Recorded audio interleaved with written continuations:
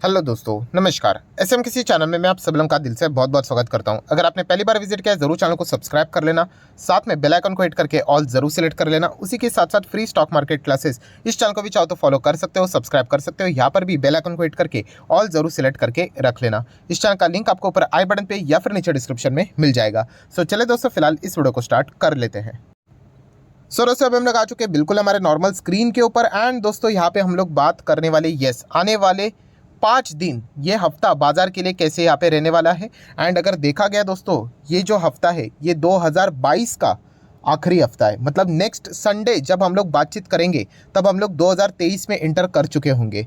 So definitely यहाँ पे मतलब ये 2022 का आखिरी हफ्ता है, ये एक पॉइंट आपको जस्ट यहाँ पे पता होना चाहिए। एनीवेज, सो देखा गया तो बाजार पूरे 5 दिन यहाँ पे चलने वाला है। बट सबसे इंपॉर्टेंट पॉइंट क्या है, बाजार का माहौल क्या कहलाता है। बहुत ही सिंपल है। अगर आप पिछले 5 दिन का चार्ट पैटर्न ओपन करोगे तो हर किसी को यहाँ पे पता है कि बाजार का माहौल हम लोगों को बिगड़ा हुआ देखने को मिल रहा है। खास करके जो फ्राइडे के दिन हम लोग को गिरावट देखने को मिली, एंड वो गिरावट मतलब कोई ऐसी बात नहीं कि इससे बड़ी गिरावट हम लोगों ने नहीं देखी। 500 पॉइंट, 600 700 पॉइंट की भी निफ्टी की गिरावट देखी है। ज़्यादा हम लोग को क्यों बातें देखने को मिल रही, क्योंकि 18,000 का लेवल ये ब्रेक होते हुए देखने को मिला एंड सेंसेक्स का 60,000 का लेवल। इसके चलते वो ज़्यादा माहौल हम लोग को खराब देखने को मिल रहा है, क्योंकि एक बहुत ही मेजर सपोर्ट लेवल था ये, राइट। बट मेजर सपोर्ट है इसका अर्थ ये नहीं हो सकता ना कि कभी ब्रेक नहीं हो सकता। न्यूज़ भी वैसे ही हम लोग को पैनिक वाली देखने को मिल गई, जिसके चलते थोड़ा सा ओवर एक्शन देखने को मिला। बट एनीवेज 18,000 का लेवल ब्रेक होते हुए देखने को मिला। इसके चलते थोड़ी सी चीज़ें हम लोग को सीरियस होते हुए देखने को यहाँ पे मिली है।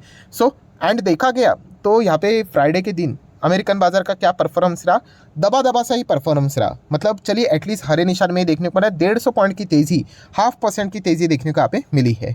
सो ओवरऑल अगर हम लोग बाजार की बात करें तो जो सिनेरियो मैंने आप लोगों को बोला ना कि दबाव वाला माहौल साफ हम लोग को झलकते हुए देखने को यहाँ पे मिल रहा है। एक्साइटमेंट वाली चीज़ें देखने को यहाँ पे नहीं मिल रही है। एंड वैसे भी क्यों ना देखने को मिले, जो भी खबरें सामने आ रही है वो यूजुअली नेगेटिव ही खबरें हम लोग को देखने को यहाँ पे मिल रही है। सो एनीवेज इसी माहौल के चलते इस हफ्ते भी हम लोग को काम यहाँ पे करना है। सो दोस्तों यहाँ पे देखा गया इस हफ्ते का सबसे बड़ा चार्मिंग पॉइंट कौन सा है, मतलब सेंटर ऑफ अट्रैक्शन, वो है सेंटा क्लॉज रैली से रिलेटेड चर्चा। अब ये सेंटा क्लॉज रैली क्या है अगर देखा गया तो मैं इसी वीडियो में इसको कवर करने जाऊंगा तो खिचड़ी पक जाएगी। सो अगर आपको इसके ऊपर एक डिटेल वीडियो चाहिए कि एग्जैक्टली सेंटा क्लॉज रैली क्या रहती है, उसके पीछे का इतिहास क्या है, क्या एग्जैक्टली चीज़ें मतलब इधर होती है या फिर विदेश के बाजार में होती है, सारी चीज़ें अगर आपको चाहिए कि एग्जैक्टली ये बात क्या है तो आप जस्ट कमेंट सेक्शन में यस करके बोल देना। अगर अच्छा रिस्पॉन्स आया तो डेफिनेटली ये एक ज़बरदस्त यूनिक टॉपिक को मैं डिटेल के साथ आप लोगों के सामने यहाँ पे कवर करके बता दूंगा। सो ज़रूर जस्ट यस लीव कर देना कमेंट सेक्शन में। सेंटा क्लॉज रैली से रिलेटेड बातों को मैं ज़रूर करूँगा, क्योंकि इस हफ्ते की अगर बात करें तो इसी से रिलेटेड ज़्यादा चर्चाएं हो सकती है। वैसे तो चांसेस अगर देखा गया जिस प्रकार का दिसंबर का परफॉर्मेंस रहा है उस हिसाब से लग रहा है ऐसा कि जो इतिहास में होता था वैसे शायद से देखने को ना मिले। एनीवेज नेक्स्ट अगर हम लोग बात करेंगे दोस्तों, तो आप सभी लोगों को पता है हमारा पड़ोसी कभी अच्छी बात तो इन्होंने कभी की नहीं। एंड अभी भी जो खबरें यहाँ पे सामने आ रही है वो बिल्कुल भी अच्छी देखने को यहाँ पे नहीं मिल रही है। सो डेफिनेटली बाजार के हिसाब से अगर हम लोग बात करें तो चाइना फैक्टर के चलते भी मतलब एक अननेसेसरली रीज़न मिल गया। आपको पता ही है बाजार में अच्छी 100 खबरें लेके आओ,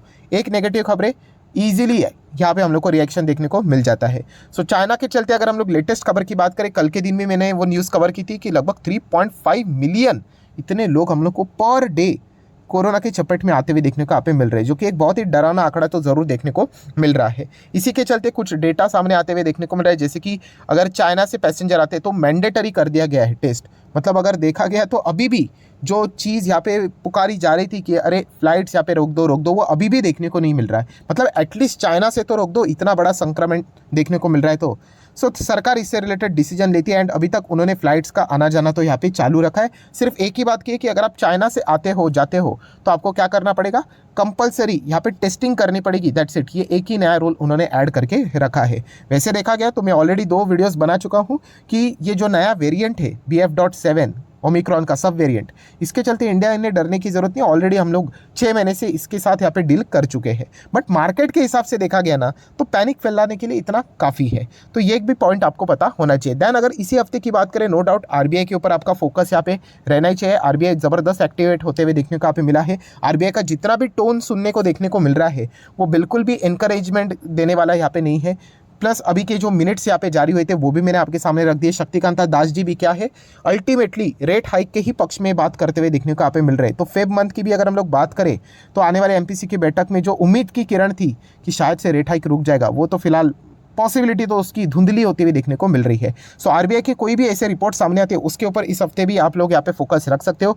देन सरकार के ऊपर डिसइन्वेस्टमेंट डाइवेस्टमेंट के ऊपर आप फोकस रख सकते हो। कभी भी ओएफएस की खबर आ सकती है, ये भी पॉइंट आप लोगों को पता है यहाँ पे होना चाहिए। सो इस हफ्ते अगर देखा गया तो यही खबरें हैं जिसके चलते बाजार में थोड़ी सी हम लोग को मतलब हलचलें होती हुई देखने को मिल सकती है। देन अगर हम लोग बात करें क्रूड ऑयल, अभी भी क्रूड ऑयल हम लोग को अच्छा तगड़ा ही देखने को मिल रहा है क्योंकि चाइना ने अभी भी लॉकडाउन लगाया नहीं है। ऑब्वियसली लॉकडाउन उन्होंने पहला लगाया था जब ज़्यादा केसेस नहीं थे और पूरा पॉपुलेशन यहाँ पे संक्रमित हो रहा है, तब एक्चुअल में लॉकडाउन लगाने की ज़रूरत थी, तो अब उल्टा ही चल रहा है वहाँ पे। सो देखा गया तो क्रूड ऑयल के लिए अच्छी बात है कि चाइना की इंडस्ट्रीज चलती रहेंगी कोविड के बीच में भी, तो डिमांड बना रहेगा एंड इसी के चलते क्रूड ऑयल भी अच्छा खासा 3.5% हम लोग को भागते हुए देखने को यहाँ पे मिल रहा है। सो ज़रूर क्रूड ऑयल भी एक क्रूशल मोड के ऊपर है क्योंकि ज़बरदस्त न्यूज़ के चलते क्रूड ऑयल में भी आपको वॉलेटिलिटी देखने को मिल सकती है। एक है अमेरिका साइड का रिसेशन का टेंशन एंड अभी दूसरे साइड का चाइना की ओर से कोविड के चलते डिमांड का टेंशन। सो इसके चलते क्रूड ऑयल पिसता हुआ भी देखने को आप लोगों को मिल सकता है, तो इसके ऊपर आप फोकस रख सकते हो। देन अगर हम लोग बात करें एफआईएस की एक्टिविटी, तो एफआईएस की बात करें तो फ्राइडे के दिन उन्होंने केवल 700 करोड़ का ही माल बेचा एंड डीआईएस ने तो रिकॉर्ड ब्रेकिंग जितना दिसंबर में उन्होंने मतलब आज तक नहीं खरीदा है, लगभग 3,400 करोड़ का माल उन्होंने उठा लिया। सो डेफिनेटली जो फ्राइडे के दिन की हम लोग को गिरावट देखने को मिली थी उसमें कौन ग्रेडी बन गए जब बाकी फेयरफुल हो रहे थे, डोमेस्टिक इंस्टीट्यूशनल इन्वेस्टर। प्रूफ के साथ डेटा आपके सामने है। सो यही चीज़ें होती है दोस्तों जहाँ पे रिटेल इन्वेस्टर मार खाता है। मतलब मार्केट अभी तो क्या गिरा ही क्या है, कुछ भी नहीं है। इनफैक्ट आज भी हम लोग अच्छे खासे लेवल पे है, बट अभी अभी जिन्होंने एंट्री की है वही यहाँ पे इन चीज़ों के चलते इजीली डर जाते हैं। अभी जो पुराने 5-5 साल से है उन्होंने तो कोविड जैसा भूकंप देख लिया, तो और क्या देखना बाकी रह गया, तो वो तो वैसे भी बने रहेंगे। तो ये पॉइंट आपको यहाँ पे पता होना चाहिए। तो ये जो बिल्कुल बिगनर्स रहते हैं वो पैनिक यहाँ पे हो जाते हैं एंड वो अपने माल को लॉस में बेच के निकल जाते। क्यों? क्योंकि सिर्फ मार्केट नीचे आया करके। तो ये सारा डेटा हम लोग को इसी चीज़ का प्रतीत यहाँ पे दिखाता है। देन अगर हम लोग बात करेंगे दोस्तों तो डॉलर लगातार स्ट्रांग होते ही जा रहा है एंड रूपी की अगर हम लोग बात करें लगातार हम लोग को वीकनेस देखने को यहाँ पे मिल रही है। मतलब लिटरली अभी यहाँ पे मतलब अभी भी साल खत्म होने के लिए 1 हफ्ता बाकी है। अगर ऐसी सिचुएशन बनी रही तो शायद से 83 का लेवल भी ज़्यादा दूर नहीं है। मतलब ये बहुत ही मतलब इंडिया के लिए बहुत ही बुरी खबर रहेगी क्योंकि आपको पता है जो भी चीज़ें हम लोग डील करते हैं वो डॉलर के साथ पेमेंट करते हैं। मतलब 1 साल की अगर मैं बात करूँ तो एग्जैक्टली पिछले दिसंबर में $1.75 पे चलता था, आज वही डॉलर नियर बाय 83 आ चुका है। कितने का डिप्रिसिएशन? लगभग आप चेक कर सकते हो 9.5% से भी ज़्यादा का डिप्रिसिएशन। सो ये डेफिनेटली ना मतलब आप अंदाज़ा लगाइए कि कितना अगर 1000 करोड़ का अगर आप लोगों को कोई अगर डील हो जाता है तो उसके पीछे कितना फालतू रुपया मतलब जाता है, आप अंदाज़ा लगाइए। राइट, ये तो एक चंद एग्जांपल मैंने आप लोगों को यहाँ पे दिया है, तो ये इंडिया के लिए बिल्कुल भी अच्छी बात नहीं है। नेक्स्ट बात करेंगे अगर हम लोग यहाँ पे गोल्ड की, तो गोल्ड फिलहाल तो 56 के ऊपर यहाँ पे हम लोग को देखने को मिल रहा है। सो एक डेटा भी आप लोगों को पता होना चाहिए। देन दोस्तों अभी हम लोग आ जाते हैं ऑप्शन चेन के ऊपर। यस, ऑप्शन चेन की अगर हम लोग बात करें जो क्लोजिंग यहाँ पे हुई थी फ्यूचर्स के चलते, तो 17,800 के ऊपर हम लोग को क्लोजिंग होते हुए देखने को मिली थी। क्योंकि ऑब्वियसली अगर आप ऑप्शन चेन को थोड़ा पढ़ना जानते हो तो ये साफ साफ बता रहा था कि यहाँ पर 17,800 पे बहुत सारे लोगों ने पोजीशंस बनाई थी, तो अगर इसके नीचे क्लोजिंग हो जाएगी तो ये लोगों का पैसा डूब जाएगा। तो ये पता ही था कि इसके ऊपर ही क्लोजिंग होगी एंड एग्जैक्टली जो क्लोजिंग हम लोग को देखने को मिली है वो 17,806 के ऊपर मतलब फिलहाल तो क्लोजिंग देखने को यहाँ पे मिली है। सो ये तो कहानी हो गई। अभी इसके नेक्स्ट कहानी की अगर हम लोग बात करें तो निचले के सपोर्ट लेवल वैसे ही 17,800, 17,700, 17,600, बट एक क्लियरिटी वाला लेवल अभी भी देखने को नहीं मिल रहा है कि लोग वहाँ पे जाके अपनी पोजीशन बना के होल्ड करें, क्योंकि बाजार में बहुत ज़्यादा वॉलेटिलिटी डिस्टर्बेंस है। तो अभी भी स्पष्टता हम लोग को फिलहाल तो देखने को यहाँ पे नहीं मिल रही। एंड फिलहाल जैसे कि मैंने आपको बताया कि फ्राइडे के दिन जो 18,000 का लेवल टूटा उसके बाद बाजार कहाँ पे जाके सेटल डाउन होगा ये बिल्कुल भी समझ में यहाँ पे नहीं आ रहा था। 17,800 भी हम लोगों ने मुश्किल से होल्ड यहाँ पे किया है। अगर ये भी ब्रेक होता तो और भी ज़बरदस्त 30-40 पॉइंट की गिरावट देखने को मिल सकती थी। रेसिस्टेंस लेवल की बात करें तो इसमें कोई बताने की ज़रूरत नहीं है।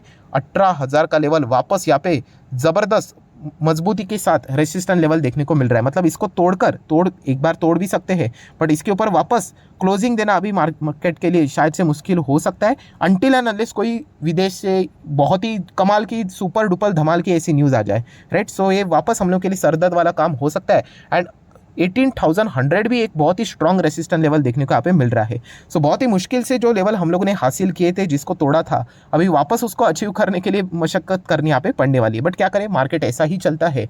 सो इसको तो फेस यहाँ पे करना पड़ेगा। एज अ इन्वेस्टर हमें इससे कोई भी फर्क नहीं पड़ता है, बट मार्केट की समझ होनी चाहिए, इसलिए सारे पॉइंट्स को मैं कवर यहाँ पे करता हूँ। हाँ, ये सारे ट्रेडिंग के हिसाब से चीज़ें मायने रखी जाती है। सो आशा करता हूं दोस्तों वीडियो हेल्पफुल लगा होगा, तो जरूर लाइक एंड शेयर कर देना। डीमैट अकाउंट अगर आपने अभी तक ओपन नहीं किया है तो लिंक नीचे डिस्क्रिप्शन में 25 वीडियो की लिस्ट आपको बिल्कुल फ्री ऑफ कॉस्ट मिल जाएगी। सिर्फ आपको एक काम करना है, आपका नाम एंड लिंक के थ्रू आपने कौन सा अकाउंट डीमैट अकाउंट ओपन किया है ये मुझे प्रॉपरली कमेंट सेक्शन में बता देना। तो हफ्ते भर के अंदर अंदर ये 25 वीडियो की लिस्ट मेरे साइड से आप लोगों को बिल्कुल फ्री ऑफ कॉस्ट प्रोवाइड कर दी जाएगी, ताकि आप स्टॉक मार्केट को आसान भाषा से सीख सको। So that's it, thank you very much दोस्तों। We will be meeting our next video. तब तक के लिए बाय बाय।